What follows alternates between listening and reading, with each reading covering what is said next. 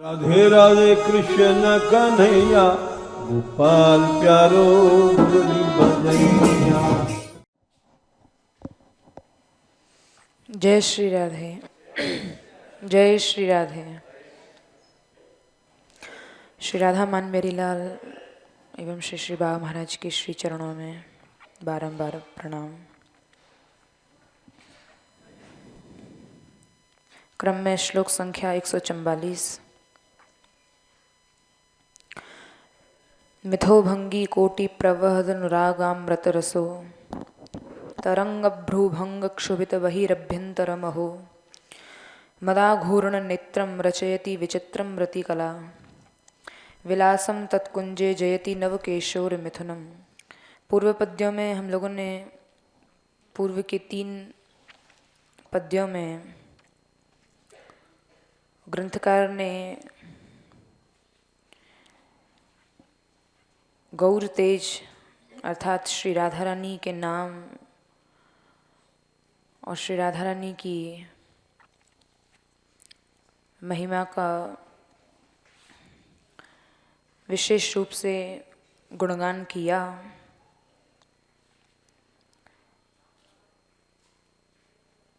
इस पद्य में यहाँ निकुंज मंदिर में परस्पर शोभायमान नवयुगल किशोर का ध्यान करके ग्रंथकार वर्णन कर रहे हैं। पूर्व के 3 पद्यों द्वारा यह उपदेश देकर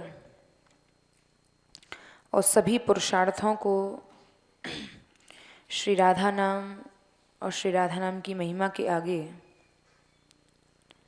सभी पुरुषार्थ का अनुभव करके ग्रंथकार कह रहे हैं कि मेरी निष्ठा तो गौर तेज अर्थात श्री राधा रानी में ही है और यही उपदेश ग्रंथकार ने अपने सजातीय जनों को अर्थात इस निकुंज भवन की जो उपासना करते हैं उनको भी गौर तेज में निष्ठा रखने के लिए विशेष रूप से प्रेरित किया है। और अंतरंग अवस्था में ऐसा कहकर ग्रंथकार की जो अंतरंग अवस्था है निकुंज सखी के रूप में, उसमें स्थायी रूप से घटित होने वाली जो युगल स्वरूप की प्रेम क्रीड़ा है जो सदैव नित्य निरंतर निकुंज भवन में युगल रसराज की होती रहती है, जिसका वर्णन हम लोगों ने कल सुना कि यहाँ पर रास क्रीड़ा है, केली क्रीड़ा है, कहीं उत्सव केली है, कहीं रास केली है, कहीं कुंज शैया केली है, कहीं नित्य केली है, जो सदैव ऐसी प्रेम क्रीड़ाएं युगल रसराज की चलती रहती हैं। इसका आगे ग्रंथकार ने वर्णन किया है। तो इस पद्य का मूल भाव है मिथो भंगी कोटि प्रवहद अनुरागामृत रसो तरंगभ्रूभंग क्षुभित बहिरभ्यंतर महो मदाघूर्ण नेत्रं रचयति विचित्रं रतिकला विलासम तत्कुंजे जयति नवकिशोर मिथुनम। निकुंज भवन में नवकिशोर युगल विराजमान हैं और परस्पर के हाव भाव विचित्र हाव भाव युगल सरकार के चल रहे हैं। और जब हाव भाव प्रकट हो रहे हैं तो उन हाव भाव से प्रेमामृत रस बह रहा है और वो प्रेमामृत रस जिसकी तरंगें युगल किशोर के भीतर और बाहर से भी प्रेम का क्षोभ उत्पन्न कर रही हैं। वो कैसा प्रेम है जो श्री राधा रानी अपने भौहों को नचा रही हैं। भौहों का नर्तन ही यहाँ पर प्रेमामृत के रूप में प्रकट हो रहा है और भौहों को नचाना ही यहाँ लहरें हैं। इन दोनों के मद भरे नेत्र हैं और गतिशील हो रहे हैं। इस प्रकार नवकिशोर युगल का जो निकुंज भवन में एक मध्य में जो रति विलास की रचना हो रही है वो सर्वोच्चता को प्राप्त हो रहे हैं। ऐसे नव कैशोर अवस्था वाले युगल सरकार की जय हो, यह ग्रंथकार का भाव है। तो ये लीला श्री युगल सरकार की जो सबसे सर्वोच्च रूप में यहाँ विराजमान है इस भवन में, निकुंज भवन में, निभृत निकुंज में। तो ये कौन है युगल सरकार, कैसा उनका स्वरूप है?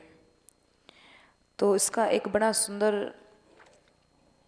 क्रम से विवरण देते हुए बता रहे हैं कि ये युगल सरकार का वर्णन जो है, यह दोनों ही करोड़ों भंगिमाएं जिनके एक एक अंग से, ऐसा नहीं कि श्री जी केवल भवों का ही नर्तन कर रही हैं, नहीं, परस्पर दोनों ही जिनके एक एक श्री अंग से करोड़ों करोड़ों भाव भंगिमाएं निकल रही हैं।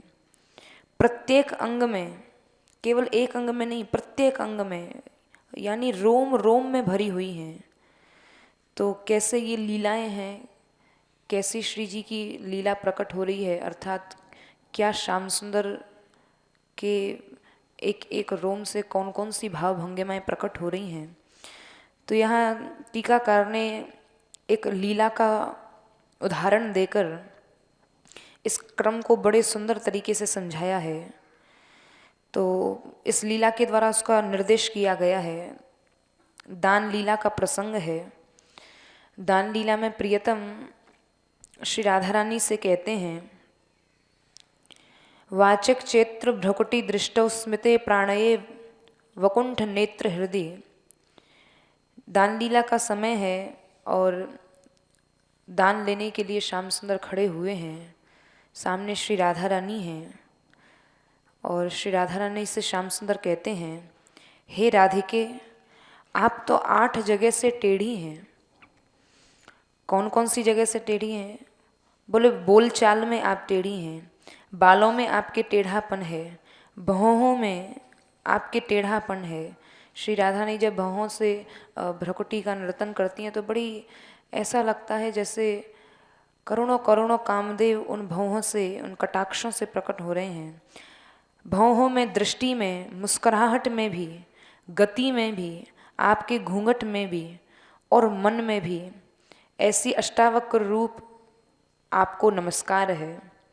तो ऐसा श्याम सुंदर श्री राधा रानी से कहते हैं कि आप तो 8 जगह से टेढ़ी हैं। तो श्री प्रिया जी ने देखा कि ऐसे मेरे ऊपर श्याम सुंदर मेरे टेढ़ेपन का यहाँ पर वर्णन कर रहे हैं और नमस्कार कर रहे हैं। तो इस पर प्रिया जी कहती हैं, हे वंशी रसिक, वक्रस्त्रिधा तुमादो मध्ये चांते च वंशिका रसिक, कलकृत जगति प्रलयो वक्रेश्वर एव देवोसी। हे वंशी रसिक, आप 3 जगह से टेढ़े हैं, आदि में, मध्य में और अंत में। अर्थात आपकी ग्रीवा भी टेढ़ी है, मध्य भाग आपकी कमर भी टेढ़ी है और आपके चरण भी टेढ़े हैं। और आपने अपनी बांसुरी से, वंशी रसिक इसलिए कहा कि यहाँ श्याम सुंदर दान लीला के समय में वंशी लेकर खड़े हुए हैं। तो श्री जी कह रही है, बांसुरी के मधुर स्वर से आपने संसार में प्रलय मचा रखी है। ना किसी को सोने देते हैं, ना किसी को चैन से काम करने देते हैं। सारी त्रिलोकी में प्रलय मचा रखी है आपने वंशी की ध्वनि से। आप तो साक्षात वक्रेश्वर हैं, साक्षात वक्रेश्वर हैं, साक्षात टेढ़े हैं। आपको जहाँ से देखा जाए वहीं से आप टेढ़े हैं। तो इस प्रकार की रूप, लावण्य और छवि की करोड़ों भंगियाँ देखने वाले की दृष्टि और मन में जो भेद डालते हैं। आपका ऐसा रूप है, आपका ऐसा लावण्य है, ऐसी आपकी छवि है जिस छवि से करोड़ों भाव भंगिमाएं प्रकट हो रही हैं। आपके स्वरूप को कोई देख ले ना तो पागल ही हो जाए, वो संसार के किसी काम का न रहे। तो आपसे ज़्यादा टेढ़ा तो मुझे कोई नहीं दिखाई देता है। उनके अनुराग रूप अमृत रस अर्थात संयोग विषयक जो यहाँ पर रति आनंद का प्रभाव की भांति द्रवित होता है और आपके अमृत रस से तरंगों की जो विशेष रूप अमृत रस प्रकट हो रहा है, वो रस की तरंगों की उठान की तरह जो भ्रकटियों में उतार चढ़ाव पैदा होता है, जो कि कटाक्षों का रूप धारण कर लेता है। साधारण कटाक्ष नहीं है, बोले ये ऐसे कटाक्ष हैं कि जिनसे करोड़ों करोड़ों कामदेव प्रकट हो रहे हैं, विशेष रूप से ये कटाक्ष प्रकट हो रहे हैं। तो ऐसा यहाँ पर दोनों ने परस्पर दान लीला के इस प्रसंग में प्रिया प्रियतम एक दूसरे के स्वरूप का वर्णन करते हैं। तो यहाँ जो भ्रकुटियों का उतार चढ़ाव, श्री जी के स्वरूप का और श्याम सुंदर के स्वरूप का जो यहाँ उतार चढ़ाव का वर्णन किया है, वो ऐसा उतार चढ़ाव है कि इधर श्री राधा रानी जब अपने भौहों का नर्तन करती हैं तो श्याम सुंदर के शरीर में एकदम उनका मन जो है आंदोलित हो जाता है, और भौहों की जो भंगिमा है, भौहों की जो चलन है, उस भंगिमा में तरंगों का आरोप, इस तरंग के आरोप को यहाँ कीट भृंग न्याय से समझना चाहिए कि जैसे विशेष प्रकार का कीड़ा एक भृंगी कीड़ा होता है, और वो भृंगी कीड़ा यदि किसी कीड़े को अपने घरौंदे में जाके बंद कर देता है तो वो कीड़ा अपने भय के चिंतन में इतना भृंगी कीड़ा का चिंतन करता है कि चिंतन करते करते उसका स्वरूप भी भृंगी कीड़ा जैसा हो जाता है। तो यहाँ पर यह भृंगी कीट न्याय से यहाँ समझाया है कि वैसे ही यहाँ पर यही स्थिति हुई है। इसी प्रकार एक ने अंग की छवि की भंगिमा देखी तो वैसी ही श्याम सुंदर के अंग में प्रकट हो गई, अर्थात श्री राधा रानी की उस भाव भंगिमा को श्याम सुंदर देखते हैं और उसको देखकर उसका जब चिंतन करते हैं और उसका वर्णन करते हैं तो वैसी ही श्याम सुंदर के भी अंग में वही भाव भंगिमाएं, वही प्रेम, वही अनुराग, वही रस का प्रभाव, वही रस की तरंगें, वही अमृत रस श्याम सुंदर के भी श्री अंग में प्रकट हो जाता है। तो प्रिया प्रियतम का दोनों का ऐसा स्वभाव बन गया है कि जैसे कोई नशा करने वाला होता है, किसी को किसी भी चीज़ का व्यसन हो जाए तो आदमी उसके बिना रह नहीं सकता। तो जो नशा करने वाले होते हैं तो वो उनका ऐसा व्यवहार होता है कि व्यक्ति अपने व्यवहार में आने वाले जो नशीले पदार्थ हैं उसको देखना सुनना तो दूर, अगर जो नशा करने वाला है उसको उस चीज़ की स्मरण भी आ जाए ना तो उसकी चर्चा मात्र से घुमेर सी आने लगती हैं, अंग अंग अंगड़ाई सी लेने लगता है। इसका अनुभव कोई जो व्यसनी व्यक्ति है वो इसका अनुभव कर सकता है।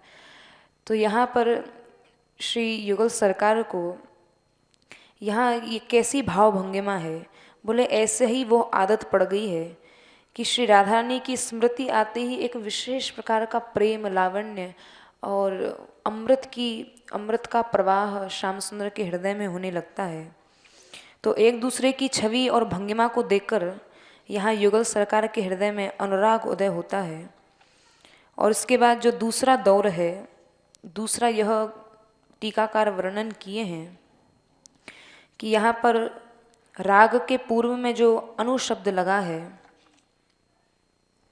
मिथो भंगी कोटि प्रवहद अनुरागम व्रतो रसो तरंग भ्रूभंग क्षुभित वही रभ्यंतर महो मदा घूर्णम नेत्रम रचयति विचित्रम रतिकला। यहाँ पर राग के पूर्व में जो अनुराग है, प्रवधन अनुरागामृत रसो, यहाँ अनु उपसर्ग से यह अर्थ निकलता है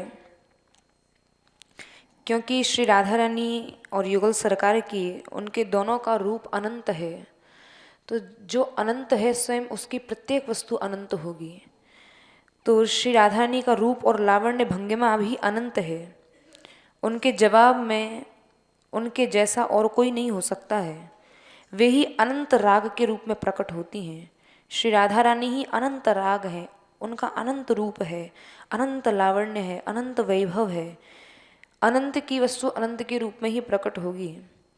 तो यहाँ तरंगों का, अब जब श्री प्रिया प्रियतम एक दूसरे को परस्पर में देखेंगे तो हृदय में जो अनुराग का प्रवाह लगातार उदय हो रहा है, ये अनुराग का प्रवाह, प्रेम का प्रवाह, ये इन तरंगों का सिलसिला बढ़ता ही जा रहा है, न्यून नहीं हो रहा है, यह बढ़ रहा है।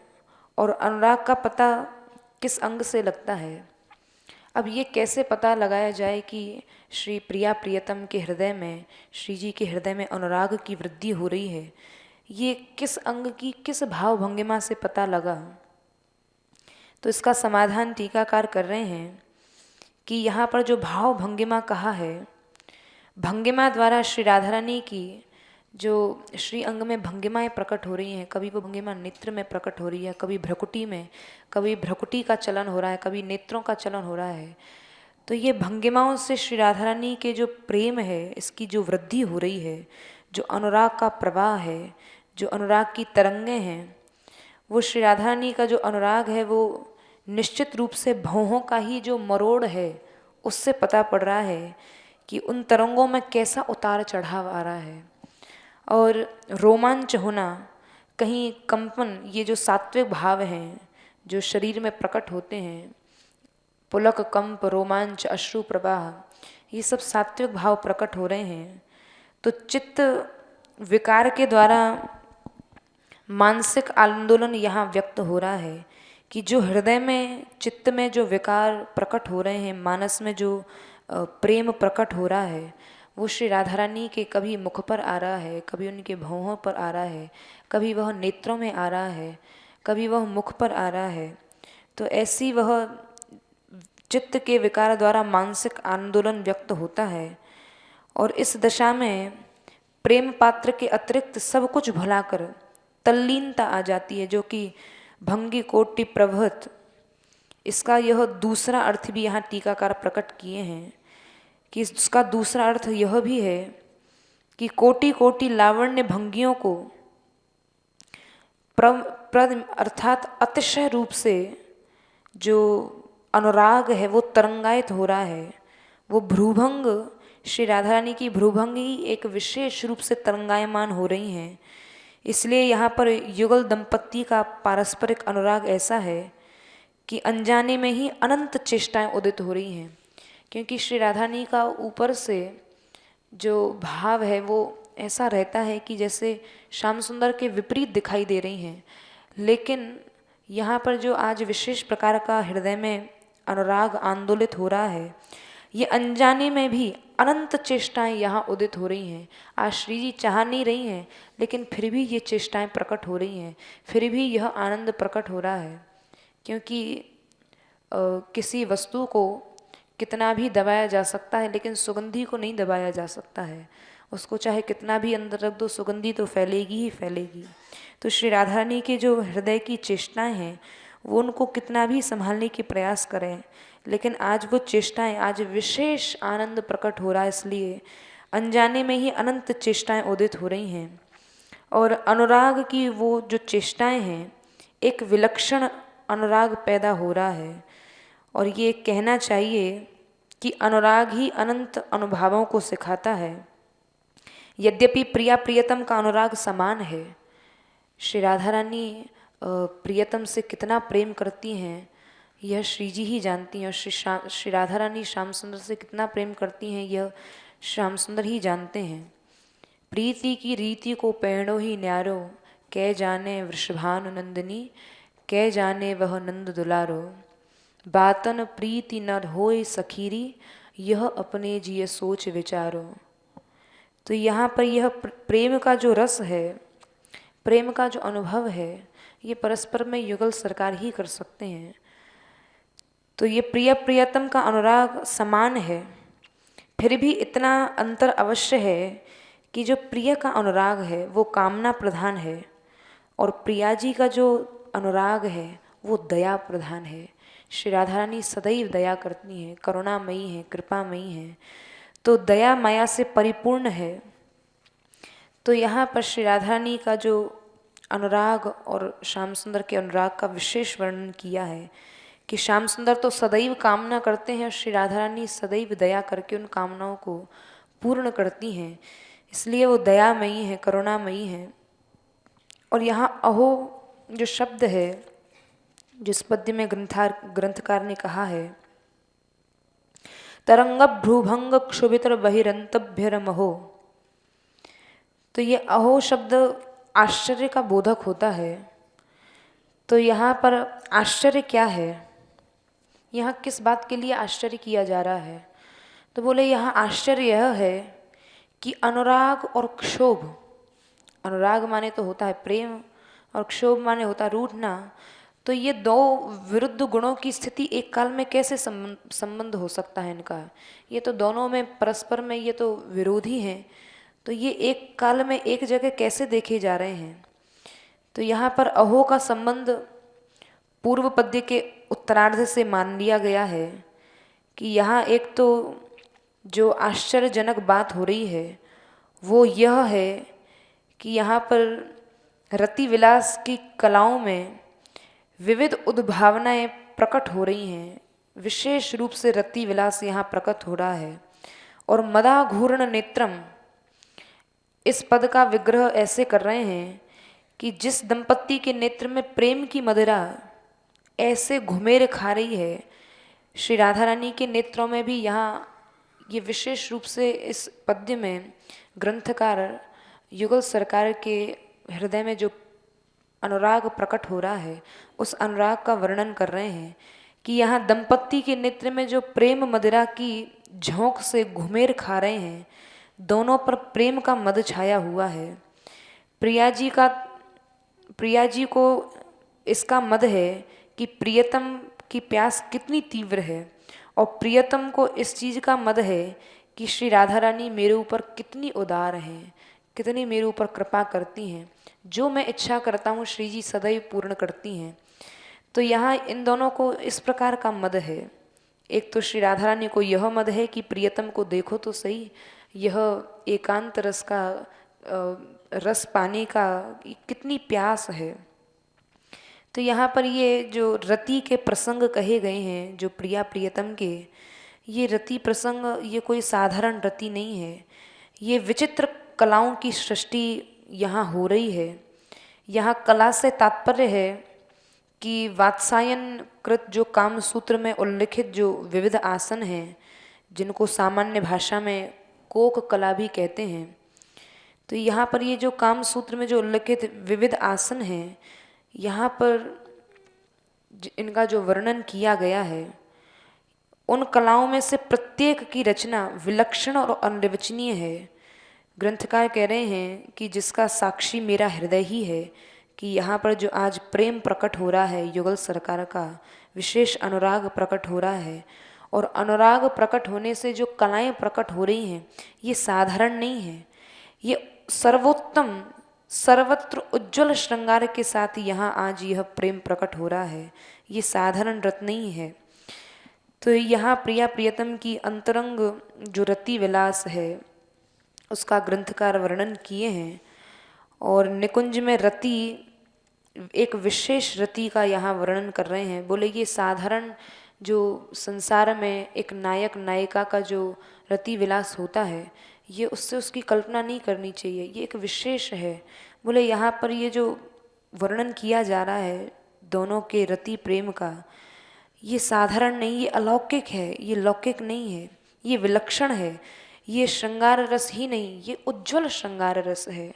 उज्ज्वल जो एकदम श्वेत, जिस पर किसी भी प्रकार का कोई गंदगी वाली चीज़ नहीं है, लौकिक नहीं है, इसको इसलिए उज्ज्वल श्रृंगार रस प्रकट हो रहा है, अद्भुत रस प्रकट हो रहा है, ऐसा कहा गया है।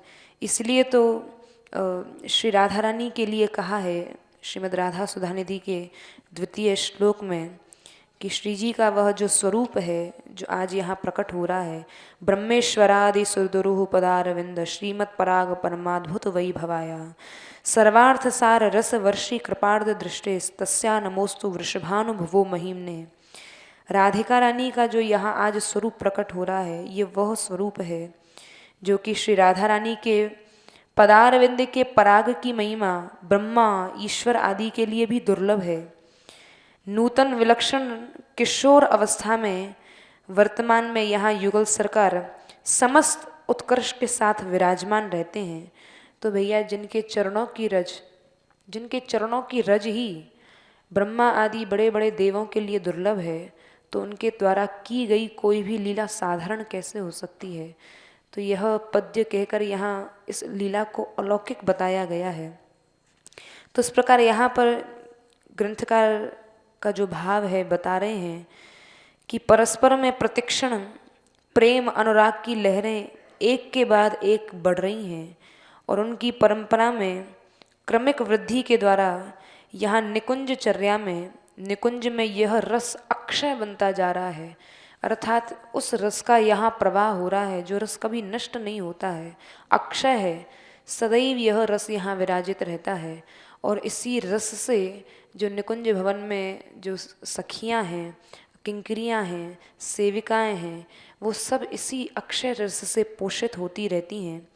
और ऐसा यह भाव है कि यहाँ श्याम सुंदर सदैव दास्य भाव से विराजते हैं और श्री राधा रानी यहाँ की स्वामिनी के रूप में विराजती हैं। और यह भाव रहते हुए दोनों के बीच में अनुराग की सदैव वृद्धि होती रहती है। तो यहाँ यह नहीं समझना चाहिए कि साधारण नायक नायिका की भांति उनका अनुराग वैसा ही है। बोले नहीं, यह अनुराग तो दिव्य अनुराग है कि श्याम सुंदर दास्य भाव में विराजित हैं और स्वामिनी जी श्री राधा रानी वृंदावनेश्वरी के रूप में विराजित हैं, तो भी यहाँ पर रस की वृद्धि होती है। ये विलक्षण प्रेम है जो कि लोक में न देखा जाता है न सुना जाता है, क्योंकि नायक में एक नायकपने की अपनी ठसक रहती है और नायिका का एक अपना स्थान है। बोले यहाँ ये सामान्य नायक नायकों वाली यहाँ स्थिति नहीं है। यहाँ श्याम सुंदर जो नायक हैं वो दास्य भाव में रहते हैं, श्री राधा रानी यहाँ की स्वामिनी है। उनमें वियोग तो होता ही नहीं है और संयोग अवस्था में भी प्रेम के अत्यंत, संयोग में भी सदैव प्रेम की प्यास बनी ही रहती है।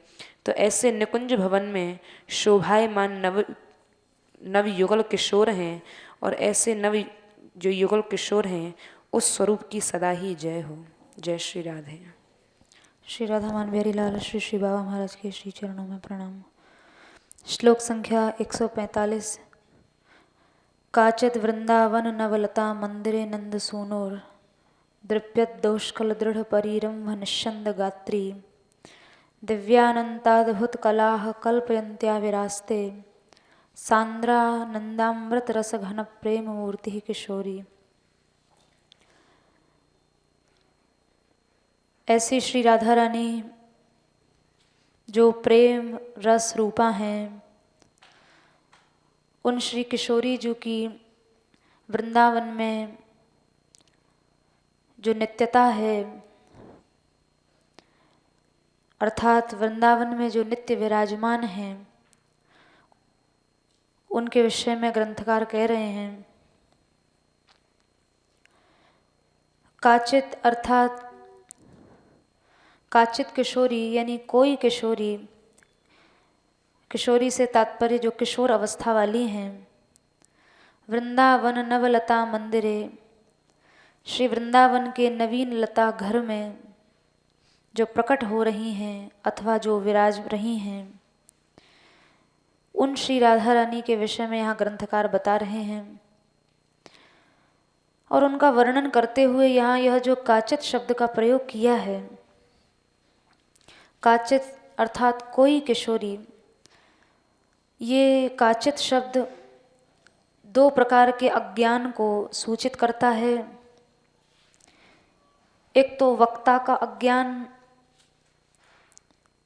और दूसरा वाच्य विषयक अज्ञान, अर्थात जिसके विषय में यहाँ ग्रंथकार बताने जा रहे हैं, या तो उसके विषय में अज्ञान दिखाई दे रहा है या वक्ता का अज्ञान दिखाई दे रहा है। तो यहाँ जो वक्ता हैं वो सखी हैं और जिनके विषय में बताया जा रहा है वो वाच्य विषय श्री राधा रानी हैं। तो पहला अज्ञान बताते हैं कि वक्ता को अज्ञान इसलिए हुआ, यहाँ उन्होंने साक्षात श्री राधा रानी का नाम न लेकर कोई किशोरी ऐसा इसलिए कहा क्योंकि उस समय श्री राधा रानी प्रेम के मद में झूम रही थीं और प्रेम के मद में झूमते हुए श्री राधा रानी ने जिस विचित्र रतिकला को प्रकट किया, रतिकला तो बहुत बार देखी गई, पर आज जो एक विचित्र रतिकला की सृष्टि श्री राधा रानी ने की, उसे देख के ये सखी भी उसके मद में या उस मादकता से ये सखी भी घूमने लगी और ये श्री राधा रानी को पहचानने में असमर्थ हो गई। इसलिए यहाँ वक्ता का अज्ञान दिखाया गया, इसलिए वक्ता ने साक्षात श्री जी का नाम नहीं लिया, किशोर अवस्था वाली किशोरी कह के संबोधित किया कि कोई किशोरी वृंदावन के नवलता मंदिर में विचित्र रति कलाओं की सृष्टि कर रही है, विराजमान है। क्योंकि उस विचित्र रति कला की सृष्टि की मादकता में ये सखी भी घूमने लगी और उस मादकता में श्री जी को पहचान नहीं पाई। तो एक तो ये अज्ञान यहाँ दिखाया गया और काचित कहने का ये अभिप्राय है। दूसरा, वाच्य विषयक अज्ञान का कारण, यहाँ वाच्य विषय जो है वो श्री राधा रानी हैं, उनके प्रति अज्ञान का कारण बताते हैं कि उस समय श्री राधा रानी जब विचित्र रतिकला की सृष्टि कर रही थी, यानी कोई विशेष प्रकार का विलास कर रही थी, तो उस समय श्री राधा रानी कोई विलक्षण से तात्पर्य है विरोधाभास पूर्ण आचरण उस समय राधा रानी ने कुछ दिखाया, जिसके कारण सखी को ये धारणा बंध गई कि वे तो कोई और जैसी लगती हैं। अर्थात श्री राधा रानी के प्रति आज जो श्री जी ने विचित्र रति कला का सृजन किया था, तो सखी समझ नहीं पाई कि ये वे ही राधा हैं या ये कोई और प्रतीत होती हैं। लगता है वृंदावन का नाम लेने का भारी अभ्यास पड़ गया है, क्योंकि वृंदावन में ही वे किशोरी सदा क्रीड़ा करती हैं, पर वृंदावन में जो सदा क्रीड़ा करती हैं ये तो उनसे कुछ भिन्न लग रही हैं। और वो भिन्नता इसलिए दिखाई दे रही थी क्योंकि आज रति कला का जो सृजन था वो और दिनों की अपेक्षा विचित्र था, कुछ विलक्षण था। तो सखी मन ही मन विचार कर रही है, वैसे तो इस वृंदावन में वो ही एक श्री किशोरी हैं जो इस तरह क्रीड़ा करती हैं, पर हो सकता है ये कोई और हो। तो वाच्य विषय के अज्ञान के कारण भी यहाँ काचित किशोरी यानी कोई किशोरी शब्द का प्रयोग ग्रंथकार ने किया। नवलता मंदिर में ये रति कला का सृजन हो रहा है। नवलता मंदिर कहने से ये बोध होता है कि दंपत्ति के रस और रति क्रीड़ा की अनुभूति जिन कुंजों में श्री राधा रानी और श्याम सुंदर रति कला प्रकट करते हैं, उन रति कलाओं की अनुभूति, उनके आनंद की अनुभूति इन कुंजों को भी होती है। इसलिए ये लता मंदिर जो है ये कोई जड़ नहीं है जो दिखाई पड़ रहे हैं। इनको नवलता मंदिर का नए कहने से तात्पर्य ये हर क्षण एक नवीनता लिए हैं, क्योंकि राधा रानी और श्याम सुंदर दंपत्ति के रस और रति क्रीड़ा की अनुभूति से इनमें हर समय कोपलें नई आती रहती हैं, इनमें हर समय पुष्पित लताएं नई नई निकलती रहती हैं, कुंजों के अंदर भी नई नई कुंजें बन जाती हैं। लता मंदिर कहने का मंदिर इसको इसलिए कहा क्योंकि जो प्रिया प्रियतम लीला करते हैं या करना चाहते हैं उसी के उपयुक्त इनका स्वरूप हो जाता है, उसी के अनुरूप इनका स्वरूप हो जाता है। घर की जैसी दीवारें प्रकट हो जाती हैं, झरोखे, खुली जगह, आंगन, प्रांगण, ये सब के सब वहाँ उपस्थित हो जाते हैं। अर्थात ये वृंदावन जो जड़ सामान्य दिखाई पड़ रहा है ये अपने एक विशेष स्वरूप में अवस्थित हो जाता है। इसलिए इस लता को मंदिर कहा। ये लताओं से निर्मित सुंदर मंदिर हैं और नव हैं। नव से तात्पर्य जब जैसी लीला की इच्छा की तब उसके अनुरूप स्वरूप धारण कर लिया। तो इस तरह यहाँ श्री राधा रानी का भी वृंदावन के प्रति एक विशेष अनुराग दिखाया है। वो काचित किशोरी जो है वृंदावन के ही नवलता मंदिर में विराजमान हैं, तो वृंदावन से उनका एक विशेष प्रेम या एक अनुराग की अधिकता यहाँ दिखाई गई है। तो यहाँ इससे स्पष्ट होता है कि श्री राधा रानी का जो नित्य निवास है वो वृंदावन में है। वृंदावन श्री जी का नित्य निवास स्थल है। जैसा कि आमनाय तंत्र में उक्ति प्राप्त होती है, राधा वृंदावने वने, श्री राधा वृंदावन में ही हैं, वृंदावन में ही श्री राधा हैं। तो इससे इस वृंदावन की महती जो महिमा है वो प्रकट होती है। यहाँ किशोरी जी वृंदावन के नवलता मंदिर में जो प्रकट हो रही हैं, ये कहना ऐसा ही है जैसे चंद्रोदय हो तो चंद्र को देखकर कोई कहे धन्य है, देखो तो सही पूर्व दिशा के मंदिर से ये कैसा पूर्व चंद्रमा निकल रहा है। इसी तरह से वृंदावन की इस भूमि से, नवलता मंदिरों से राधा चंद्र का उदय हो रहा है। पूर्व श्लोक में रतिकेली में प्रिया और प्रियतम दोनों की विजय का उल्लेख हुआ था। इस पद्य में श्री किशोरी जी का आविर्भाव वृंदावन के नवलता मंदिर में हो रहा है। इससे ये ध्वनि निकलती है कि इस निकुंज में जो सुरत क्रीड़ा हुई है, इसमें श्री राधा रानी का पक्ष भारी रहा है।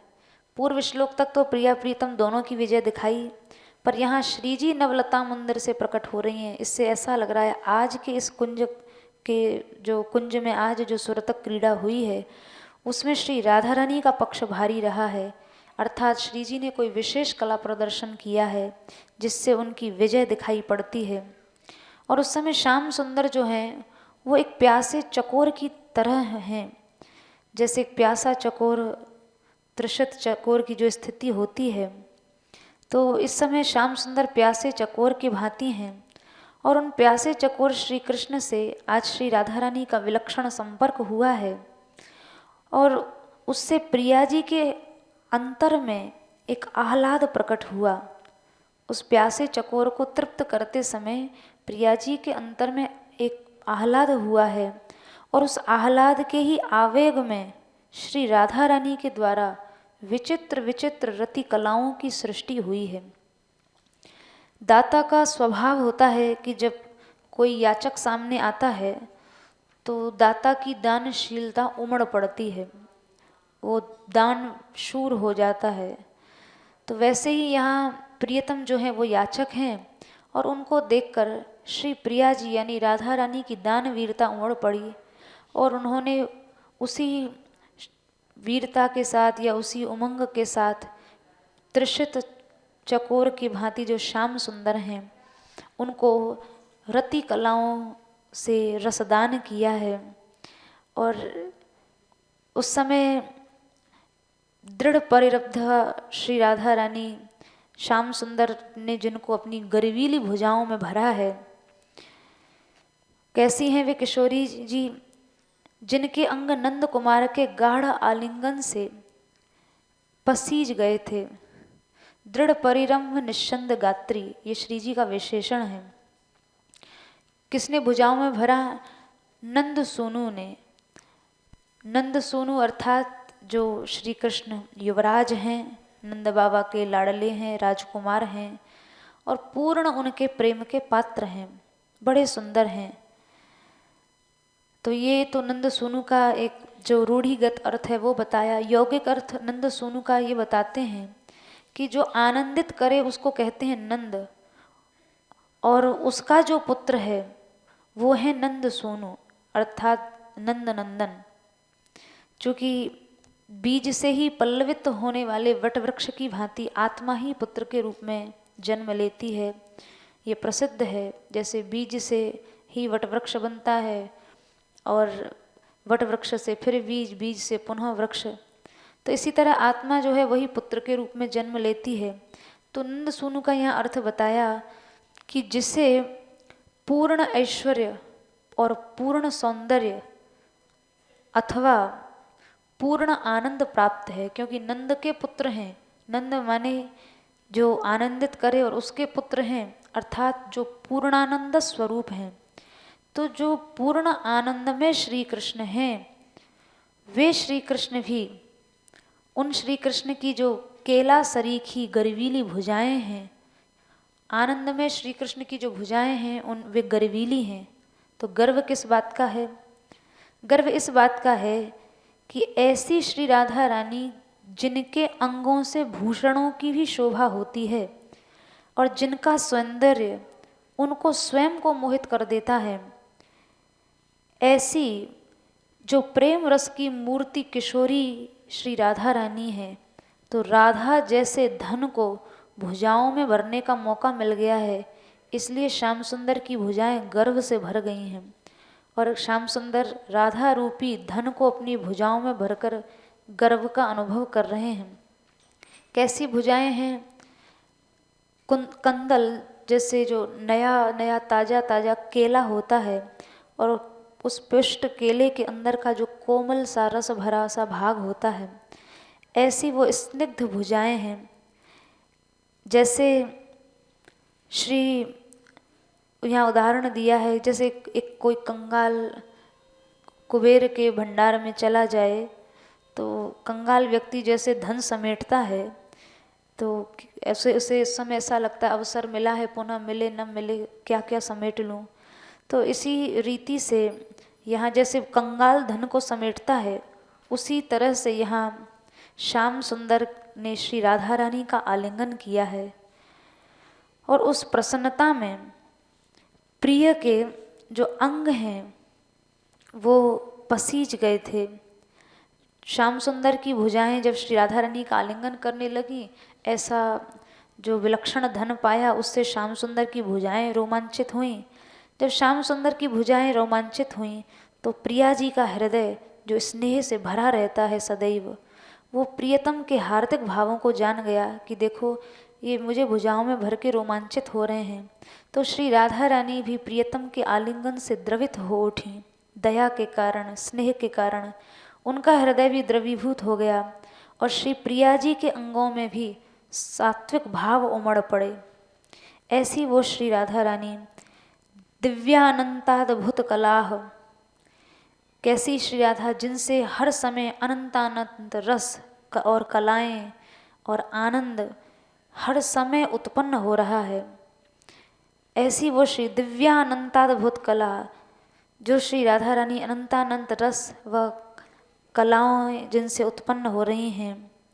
तो यहाँ दिव्य शब्द की व्याख्या की कि दिव्य शब्द का प्रयोग वैसे तो ऐश्वर्य के अर्थ में होता है, किंतु दिव्य धातु का इसके पहले भी कई पद्यों में जो दिव्य धातु के 10 अर्थ हैं वो 10 अर्थ भी बताए हैं और ये इन 10 अर्थों को यहाँ श्री राधा रानी की कलाओं में घटाया है। श्री जी की कैसी दिव्य कलाएं हैं? तो दिव्य धातु के क्रीड़ा, विजिगीषा, व्यवहार, द्युति, स्तुति, मोद, मद, स्वप्न, कांति और गति, ये 10 अर्थ हैं। तो कहने का अभिप्राय श्री जी से जो कलाएं प्रकट हो रही हैं वो दिव्य क्रीड़ा के उपयोग में आने वाली कलाएं हैं।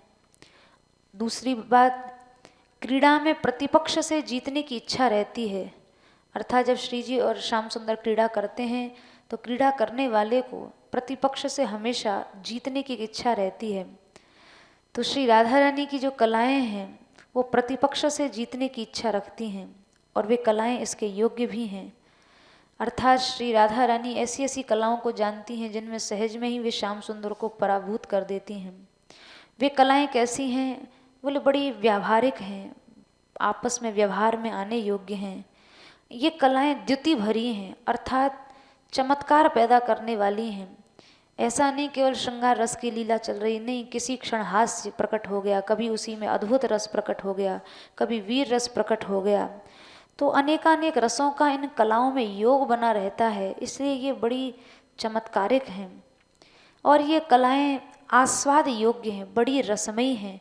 श्याम सुंदर तो सदैव श्री जी की कलाओं की प्रशंसा किया करते हैं, सखियां भी प्रशंसा करती हैं। ये कलाएं मोद देने वाली हैं।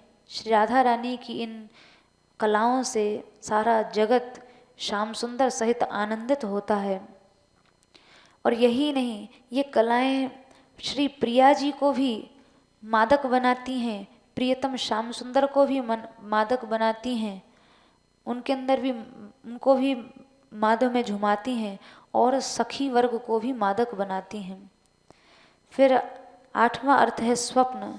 फिर यही कलाएं आखिर में श्री राधा रानी को शयन करने के लिए बाध्य कर देती हैं। ये कलाएं कांति से युक्त हैं, परम रमणीय हैं, मन को बड़ा आनंद देने वाली हैं। कहने का अभिप्राय यह है कि ये जो अनंतानंत कलाएं हैं जो श्री राधा रूपी चंद्र से प्रकट हो रही हैं, रसिक जन ही इनके मर्म को समझ सकते हैं, क्योंकि हर एक कला अंत विहीन है, निरवधि है, उसकी कोई सीमा नहीं है। तो इसलिए इन कलाओं को यहाँ अद्भुत कहा, दिव्यानंताद्भुत कलाः।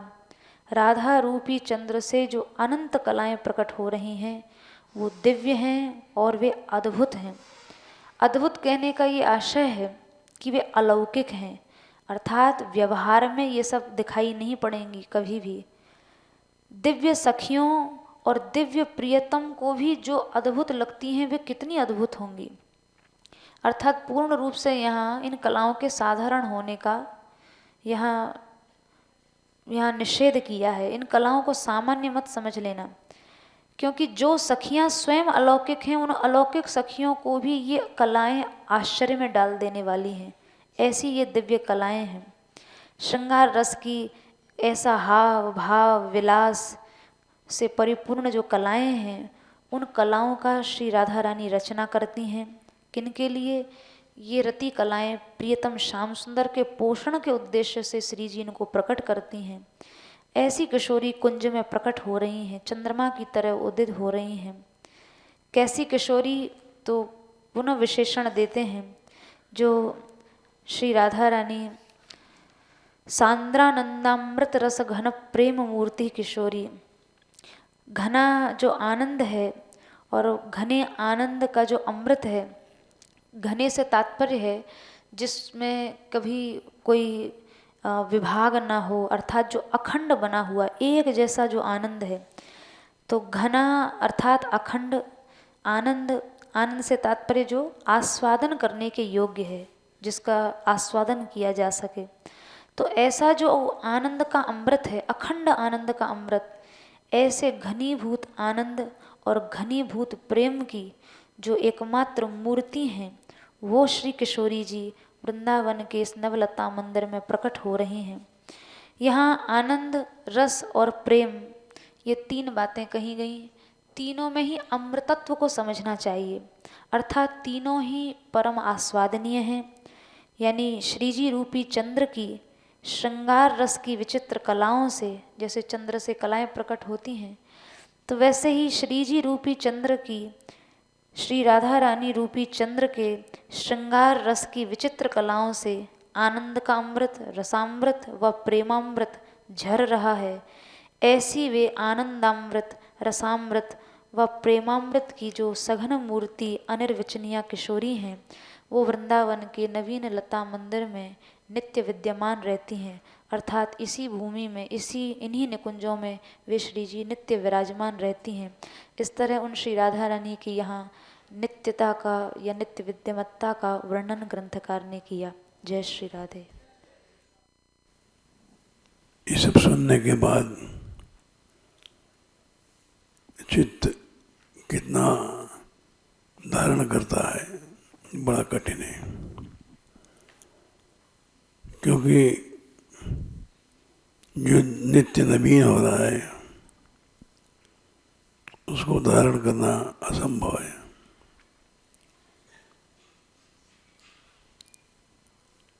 पूर्व क्षण में जो धृत थी वह नवीन क्षण में नवीन हो गई। हर क्षण जो नवीन हो रही है उसको धारण करना असंभव है। किंतु फिर भी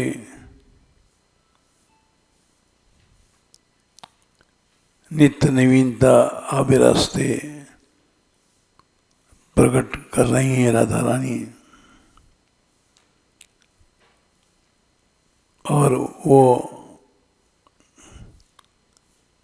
हमारे हृदय में अद्भुत रसकलाओं वाली अविरास्ते नित्य प्रकट हैं। जय श्री राधे।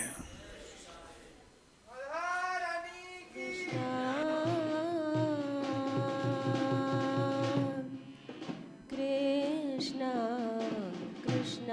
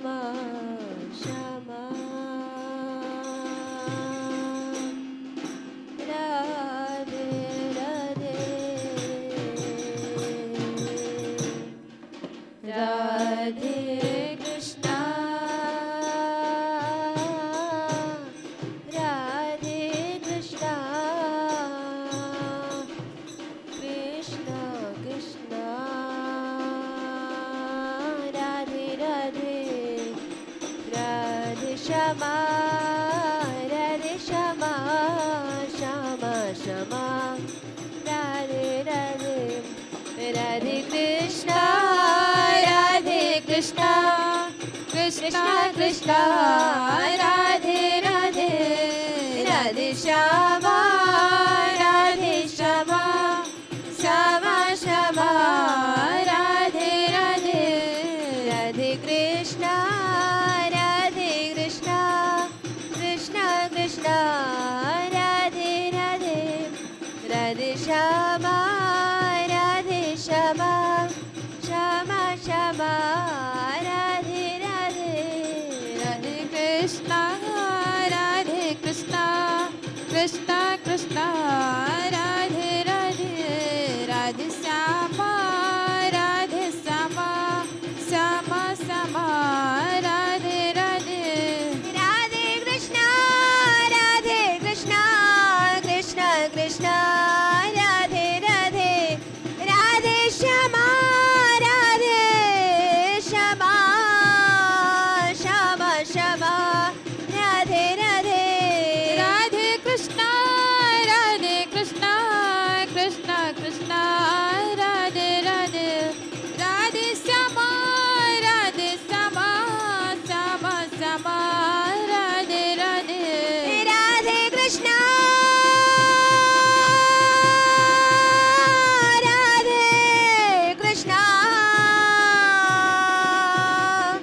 कृष्णा कृष्णा राधे राधे राधे श्यामा श्यामा श्यामा राधे राधे राधे कृष्णा कृष्णा कृष्णा राधे राधे राधे श्यामा श्यामा श्यामा राधे राधे राधे कृष्णा कृष्णा कृष्णा राधे राधे राधे श्यामा श्यामा श्यामा राधे राधे